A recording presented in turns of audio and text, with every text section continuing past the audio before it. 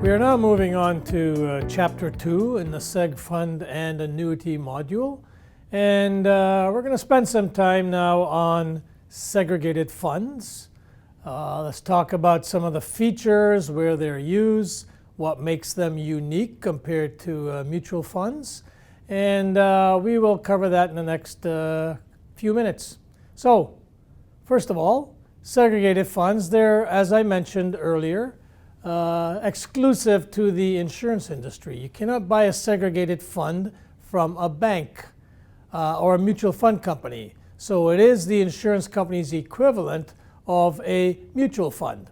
Only life insurance licensed agents can sell segregated funds, and they do meet the similar investment objectives as mutual funds.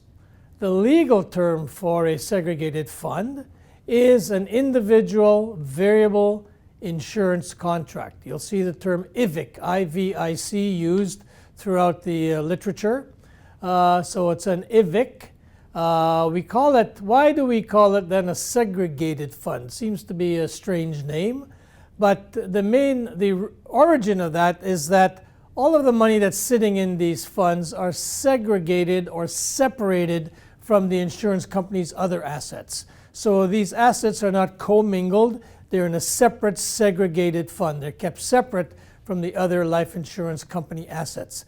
Thus the name segregated fund. But when you actually purchase a segregated fund, the actual policy document that you get is an individual variable insurance contract, an IVIC contract. Now, you have lots of choice with respect to the types of segregated funds that are available.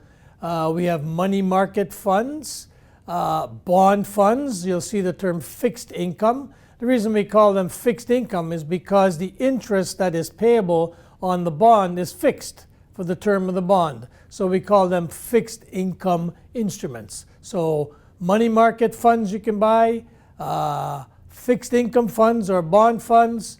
Lots of choice with respect to equities or stocks. So equities can be a fund that is invested in a high growth company, could be in a very stable company, could be in blue chip companies, which are the largest companies traded in Canada. So we have stocks. We can have companies that pay dividends. So I buy a fund primarily because I want to receive dividends from those stocks. Global funds, international funds, commodities, an index. In fact, the stock represents, as I mentioned to you before, a stock index, which might be a securities exchange, TSE 60, the NASDAQ. We could have the Hang Seng Index. These are all indices of a bunch of stocks that are traded on that specific market. And so lots of choice with respect to equity markets that you can get through your segregated funds. And there is one fourth type called a balanced fund. And a balanced fund basically is a fund which has each of the other three types of investments in it.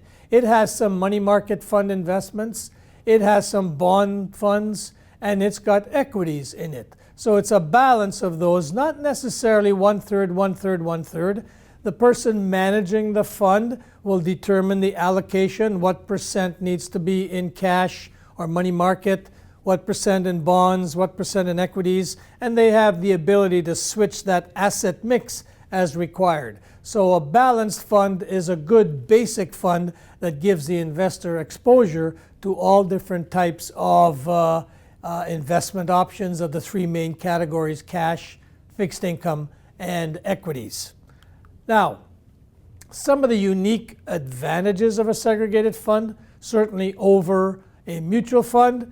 Number one, segregated funds have a maturity and death benefit guarantee, and I'll talk a bit more of that. Another feature has the ability to reset that guarantee in the future. So you may have a minimum level of guarantee. If your segregated fund goes up in value, you could in fact reset that guarantee at that higher base. But we'll talk about that also at a later date. Creditor protection. One of the features of a segregated fund is that it is a life insurance policy under life insurance legislation. And as a result, life insurance policies, we can name a beneficiary. And so when we name a beneficiary to a life insurance policy, anybody that we owe money to, our creditors, cannot come after that, the proceeds of that policy. So if I have a life insurance policy and I name my spouse as the beneficiary, if I owe money when I die, my creditors, or people I owe money to, cannot come after that, the proceeds of that insurance policy, because they actually belong to my spouse. She is the beneficiary. So by naming a beneficiary on a policy, we have the ability to provide creditor protection. So it's a big feature for life insurance policies, certainly, and extends through to segregated funds. Pardon me. Now, in addition to that, by being able to name a beneficiary, these assets, if we die, are going to pass directly to that person and will not go through our estate or through our will, and therefore will not be subject to probate fees if we have our will probated. So that's another advantage of naming a beneficiary. A couple of other points. Tax benefit when capital losses are incurred. Very simply, a segregated fund at the end of the year passes through all of its income to unit holders, and so the capital losses are flowed through, and if I'm a unit holder, I can use those capital losses against other capital gains today. Probably a bit more information that you need to know at this point in time, but we will come back to that point at a later date. The other thing that's unique to segregated funds is that all insurance companies are members of a company called Assurus. Assurus is a company that backstops basically insurance companies. So if your insurance company were to go bankrupt, then Assurus is a company that will provide investor protection to you. It will protect your money and provide you with a level of guarantee for the different coverages that you have. So some unique advantages for seg funds, primarily seen in the death benefit and the maturity guarantee, and also in the potential for creditor protection by naming a beneficiary. Let's look at some disadvantages. In order to get that maturity guarantee and that the maturity guarantee, you must have your segregated fund policy in effect for a minimum of 10 years. We'll talk a bit more about how those guarantees actually operate, but some disadvantages. Some people say it's a long time to wait for the guarantee. You'll also find the fees for seg funds. This is the fee that you'll pay to the investment manager to manage your money. They tend to be sometimes higher than mutual funds. And also, because of those guarantees, the maturity and death benefit guarantee, some insurance companies limit the purchase. For example, if you're over age 80, they won't sell you a segregated fund because of most likely the fact that they would be on the hook for the death benefit guarantee. And so those are some of the disadvantages of a segregated fund. Some limitations when you invest in segregated funds. Can you lose your money? Yes. You can lose your money just like any stock or just like in a mutual fund. You can lose your money, your capital, if in fact the value of the units falls. Having said that, the guarantees, when we talk about them, will provide you with certain level of comfort and will limit the amount that you could lose.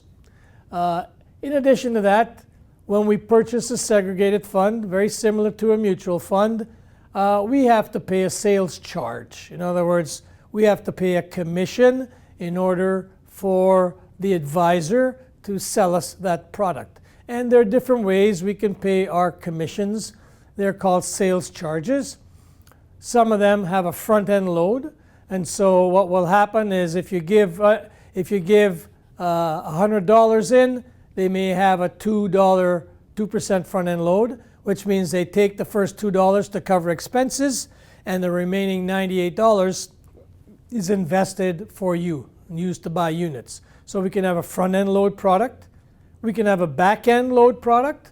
Very simply, all of the money you give to them is invested. However, when you surrender, if you surrender before a certain period of time, there could be a charge when you exit the product.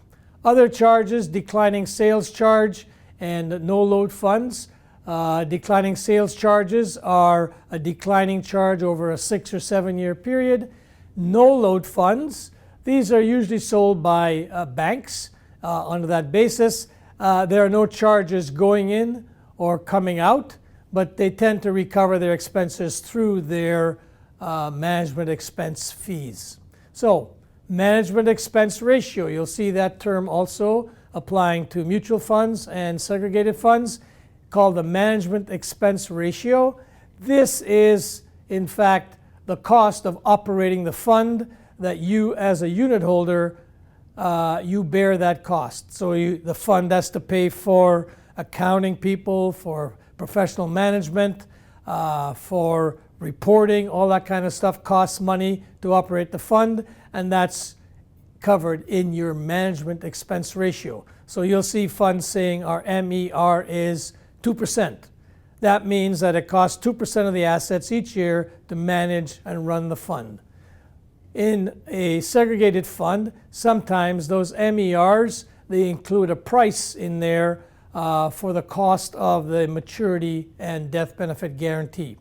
And as mentioned earlier, in some situations, based on your age, at older ages, they will not in fact sell you a segregated fund. So that covers some of the basics about segregated funds.